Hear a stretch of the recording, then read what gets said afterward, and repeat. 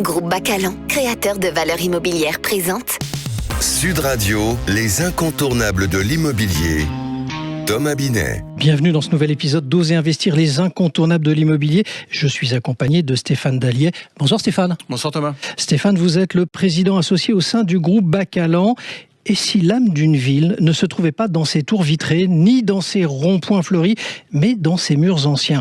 Derrière chaque pierre, chaque façade défraîchie, chaque corniche oubliée, il y aurait une mémoire, une identité, une vérité urbaine. Stéphane, question simple en apparence, pourquoi les murs anciens nous parlent-ils autant? Eh bien parce qu'ils sont les témoins silencieux de tout ce que la ville a vécu. Un mur ancien, ce n'est pas simplement un assemblage de pierres, c'est une stratigraphie de vie, une mémoire figée. On y lit les époques, les usages, les styles, mais aussi les cicatrices, les transformations et les oublis. Donc on pourrait dire qu'il raconte ce que les livres d'histoire ne disent pas, Stéphane? Exactement. L'architecture ancienne porte les marques du quotidien. Une arcade murée, c'est peut-être une ancienne échoppe. Une fissure réparée à la chaux, le souvenir d'un bombardement. C'est un langage discret, mais puissant.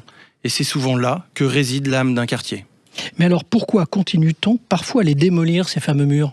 Parce qu'on les croit obsolètes. Oui. Trop vieux, trop coûteux à entretenir, pas aux normes. Et pourtant, c'est une erreur. Ces murs sont souvent bien plus résistants et durables que certains bâtiments neufs. Et surtout, ils sont irremplaçables.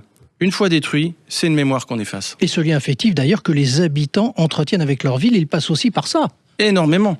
On dit souvent « j'aime ce quartier, il a une âme ». Oui. Mais cette âme, elle vient d'où ? Eh bien, elle vient des matériaux anciens, du rythme des façades, des hauteurs irrégulières, des détails sculptés. Ce sont des éléments qui créent un sentiment d'enracinement. On peut changer les commerces, les trottoirs, mais si on garde les murs, on garde une part de l'âme, c'est ce que vous voulez nous dire? Tout à fait. On peut moderniser l'intérieur, rénover les usages, faire évoluer les fonctions. Mais conserver l'enveloppe, c'est garder le lien entre le passé et le présent. Et ça, c'est fondamental pour l'identité urbaine. Mais est-ce que le respect des murs anciens est universel ou plus présent dans certaines villes que d'autres? Ça dépend, il y a des villes qui ont fait ce choix et qui en tirent aujourd'hui une grande richesse. Prenez Rome, Lisbonne, Prague, mais aussi Paris, Arles, La Rochelle. Partout où l'on a respecté le tissu ancien, on a renforcé l'attractivité, la fierté locale et même la valeur immobilière. Donc préserver ces murs, ce n'est pas juste une affaire de nostalgie. Pas du tout, c'est aussi un acte économique, culturel et écologique. Réhabiliter, c'est moins polluer que reconstruire.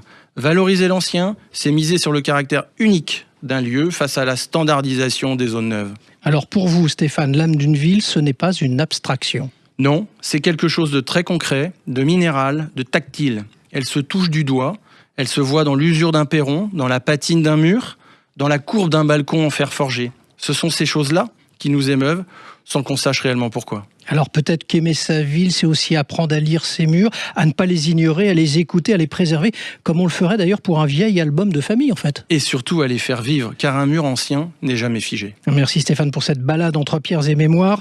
Nous vous retrouvons lundi prochain avec plaisir pour un autre numéro d'Oser investir, les incontournables de l'immobilier.